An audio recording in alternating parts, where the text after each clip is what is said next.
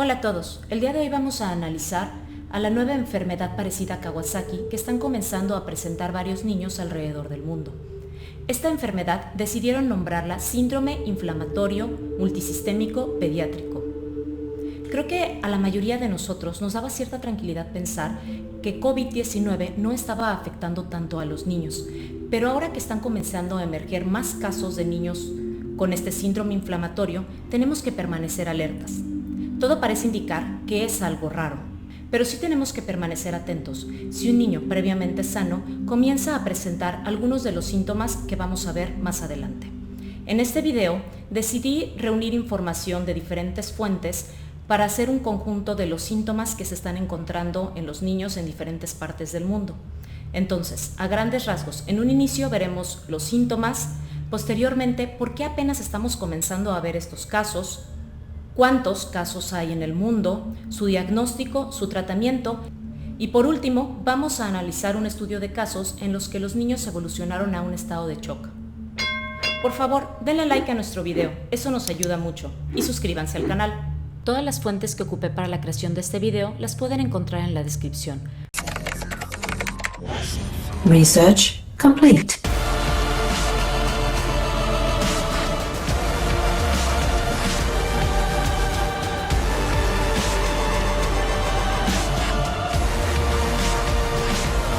Landing sequence interrupted.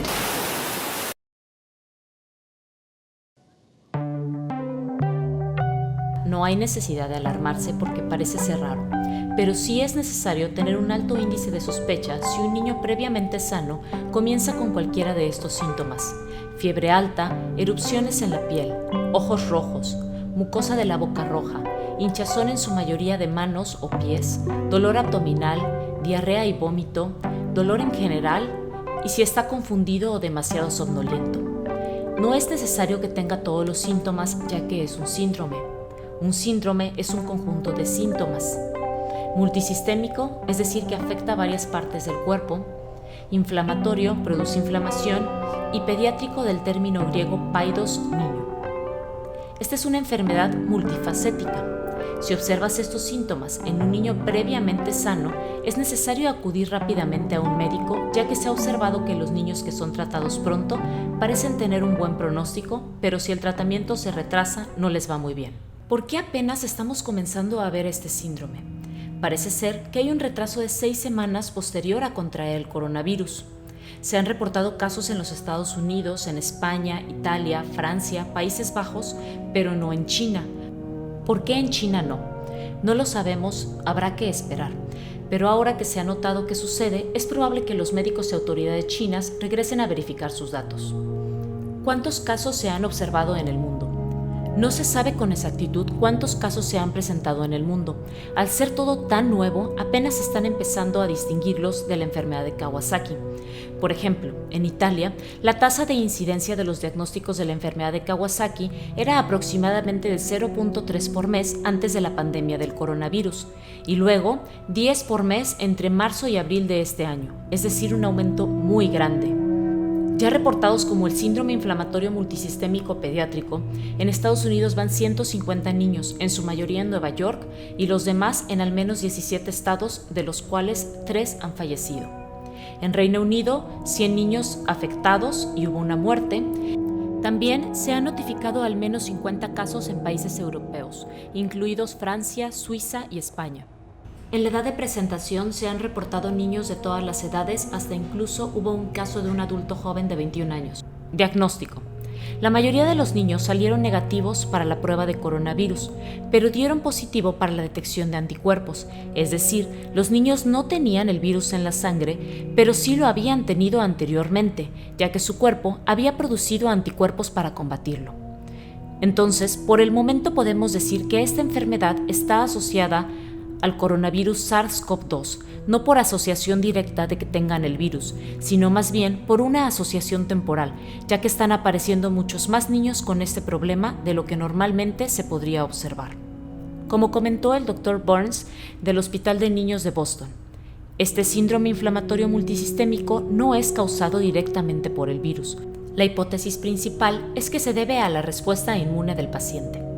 Síntomas: Como les platicaba anteriormente, fiebre alta de 38 a 40 grados, dolor general aparentemente en su mayoría en las extremidades, hinchazón en las manos o en los pies, dolor abdominal, diarrea y vómito, evidencia de inflamación de los vasos sanguíneos. La inflamación de los vasos sanguíneos que van a los riñones, inflamación de los vasos sanguíneos que van al corazón, por lo que se puede producir un compromiso renal o cardíaco. La inflamación de los vasos sanguíneos también se puede reflejar en ojos rojos, ya que en los ojos hay muchos vasos sanguíneos, por lo tanto si se inflaman es algo muy notorio. Lengua roja brillante, esto es muy característico de la enfermedad de Kawasaki, aunque en este síndrome no se ha reportado tanto. Labios agrietados, erupciones en la piel y confundido o demasiado somnoliento. Esto siempre es un dato de alarma en niños. Tratamiento. El tratamiento temprano es necesario para prevenir el daño a los órganos. Los niños enfermos parecen responder bien al tratamiento intravenoso de inmunoglobulina y o esteroides en la terapia intensiva. Ahora veamos un estudio de casos publicado el 6 de mayo en The Lancet, una prestigiosa revista médica, en el que analizaron la aparición de un choque hiperinflamatorio en niños durante la pandemia de COVID-19. A mediados de abril, en una población de 2 millones de niños en el sureste de Inglaterra, se reportaron 8 niños, todos previamente sanos, con el cuadro clínico que vimos anteriormente, pero todos progresaron a un choque distributivo vasogénico. La palabra choque en el lenguaje médico significa un fallo en el sistema de circulación del cuerpo humano para poder perfundir los tejidos de manera adecuada. En el choque distributivo o vasogénico, sus vasos sanguíneos se paralizaron. Normalmente, los vasos sanguíneos del cuerpo humano, cuando hay una presión baja, hay un reflejo que produce para que se contraigan para poder aumentar la presión, pero en estos niños, sus vasos sanguíneos permanecieron paralizados, lo que produjo una presión sanguínea muy baja, y si la presión sanguínea es muy baja, no es suficiente para perfundir los tejidos del cuerpo, lo que se traduce en choque. Si no tiene suficiente perfusión en el corazón, se producen daños cardíacos. Si no llega suficiente sangre a los riñones, dejan de producir orina, por lo que fue necesaria la atención en la terapia intensiva. Al tratarlos, hubo una resistencia al volumen de reanimación. Volumen de reanimación son los líquidos intravenosos. Normalmente cuando alguien tiene la presión sanguínea baja, le ponen fluidos, pero en este caso al poner fluidos hubo una resistencia y no subió la presión, lo cual tiene mucho sentido porque sus vasos sanguíneos estaban paralizados. Eventualmente requirieron noradrenalina. La noradrenalina funciona provocando constricción de los vasos sanguíneos, además de varios medicamentos más. La mayoría de los niños no tenían un compromiso respiratorio significativo. Pudieron encontrar derrames pleurales, pericárdicos y ascíticos, es decir, líquido alrededor de los pulmones, del corazón y de los intestinos, lo cual sugiere un proceso inflamatorio difuso. Para concluir este video, es muy probable que este síndrome inflamatorio en niños sea una complicación de la enfermedad COVID-19. Puede ocurrir en niños que hayan tenido una enfermedad muy ligera o quizás sin ningún síntoma, pero aún así su sistema inmune se estimuló lo suficiente para generar una reacción inflamatoria hasta 6 semanas después. Es muy raro, pero sí tenemos que permanecer alerta a la aparición de nuevos casos. Si les gusta que hagamos esta clase de videos informativos, por favor denos un like y suscríbanse a nuestro canal. Soy la doctora Alejandra Galaz, espero este video les haya gustado.